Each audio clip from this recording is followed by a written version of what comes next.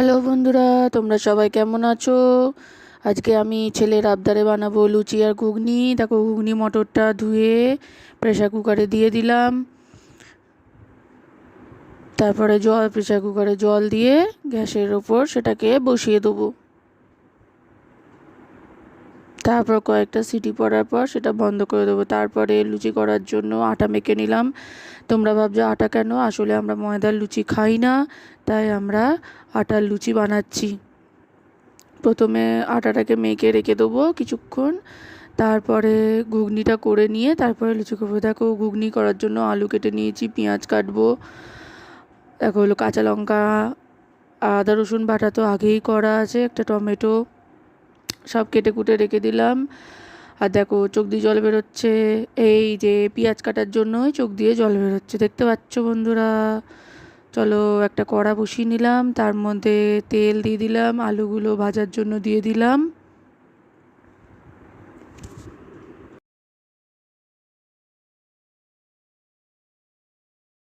আলুগুলো ভাজা হয়ে গেছে বন্ধুরা, দেখো তুলে নিলাম।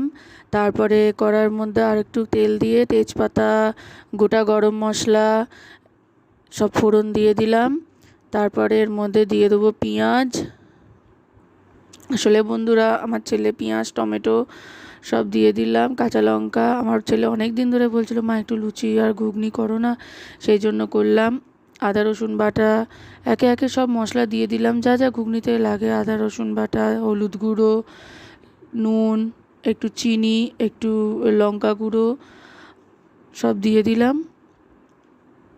তারপর মশলাটাকে কষানোর জন্য মশলাটা কষাচ্ছি। এরপরে ঘুগনি মটরটা দিয়ে দিলাম। ঘুগনি মটর দিয়ে ভালো করে মশলাটা কষিয়ে নিলাম। তো যেটা বলার, আমার ছেলে অনেক দিন ধরে বলছিল, মা লুচি ঘুগনি করো, লুচি ঘুগনি করো, হয়ে উঠছিল না, তাই আজকে করে দিলাম।